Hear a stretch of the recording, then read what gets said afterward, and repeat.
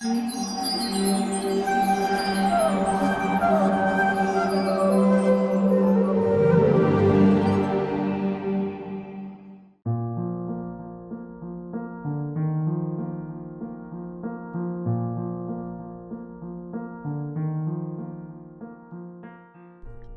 कृष्ण।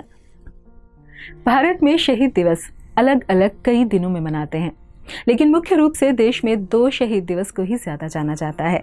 सबसे पहला शहीद दिवस सर्वोदय दिवस 30 जनवरी को पूरे भारत में मनाया जाता है, जबकि दूसरा शहीद दिवस 23 मार्च को मनाया जाता है। दोनों की ही अलग अलग वजहें हैं। 30 जनवरी वाले शहीद दिवस को महात्मा गांधी के साथ साथ उन लोगों को श्रद्धांजलि देने के लिए मनाया जाता है जो देश की आज़ादी के लिए लड़े और अपने प्राणों की आहुति दे दी। जबकि 23 मार्च 1931 की मध्यरात्रि को अंग्रेजी हुकूमत ने भगत सिंह, सुखदेव और राजगुरु को फांसी पर लटका दिया था। इन तीनों की शहादत को श्रद्धांजलि देने के लिए 23 मार्च को भी भारत में शहीद दिवस मनाया जाता है।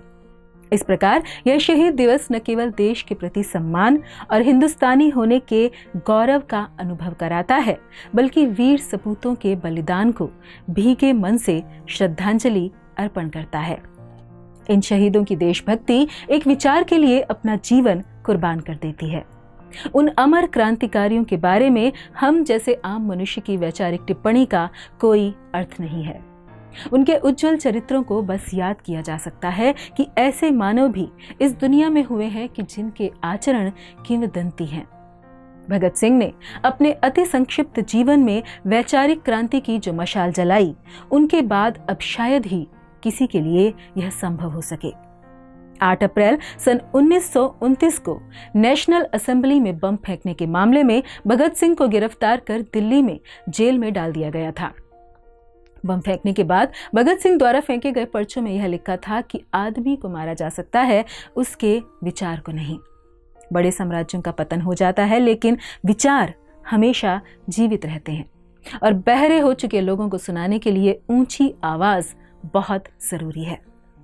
तो भगत सिंह के हर कार्य में उनके वीर, धीर और निर्भीक होने का आभास मिलता है। न केवल भगत सिंह अपितु देश के लिए शहीद होने वाले सभी क्रांतिकारियों का जीवन ऐसा ही था। वह तत्कालीन क्रांतिकारियों के जीवन का सबसे बड़ा प्रेरणा स्रोत थी भगवद गीता, और उनके ही शब्दों में इससे उन्हें दार्शनिक आधार, मानसिक शांति और शक्ति प्राप्त होती थी, जिसका सबसे बड़ा साक्ष्य है 30 अप्रैल सन 1929 को लाहौर से प्रकाशित होने वाले तत्कालीन अंग्रेजी दैनिक द ट्रिब्यून के पृष्ठ संख्या 9 पर छपी खबर। और 27 अप्रैल को दिल्ली से लिखी गई ऐसी ही खबर का शीर्षक था सरदार भगत सिंह वांट्स गीता। इतने बड़े क्रांतिकारी और देशभक्त का अपने बंदी जीवन के दौरान गीता पढ़ने की इच्छा व्यक्त करना, और इसे हल्के में नहीं लेना चाहिए। जैसा कि उनका उपरोक्त कथन कि आदमी को मारा जा सकता है, विचारों को नहीं, अर्थात शरीर को मारा जा सकता है, चेतना को नहीं।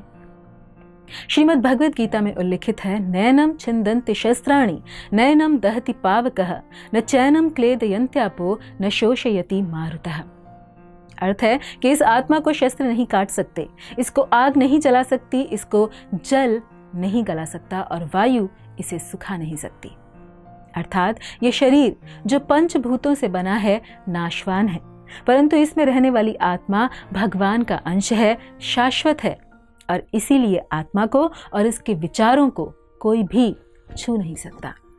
तथा जैसा कि हम जानते ही हैं कि राष्ट्रपिता महात्मा गांधी सदैव गीता का आश्रय लिया करते थे। उनके अनुसार मानव जीवन ज्ञान, भक्ति और कर्म का समन्वय है, और गीता इनसे संबंधित सभी समस्याओं का समाधान देती है। उनके अनुसार जो मनुष्य गीता का भक्त होता है उसे कभी निराशा नहीं घेरती, वह हमेशा आनंद में रहता है। महात्मा गांधी, जिन्होंने न केवल भारत की राजनीति का नक्शा बदल दिया, अपितु विश्व को सत्य, अहिंसा, शांति और प्रेम की उस अजेय शक्ति के दर्शन कराए जिसका आधार उन्हें स्वयं श्रीमद् भगवद गीता से ही प्राप्त हुआ था। और इसी कारण गांधी जी हमारे भारत देश की ही नहीं बल्कि संसार की भी एक अमर विभूति हुए।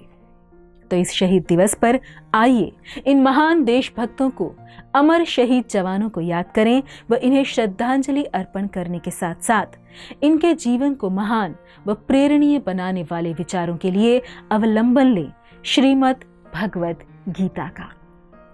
धन्यवाद। हरे कृष्ण।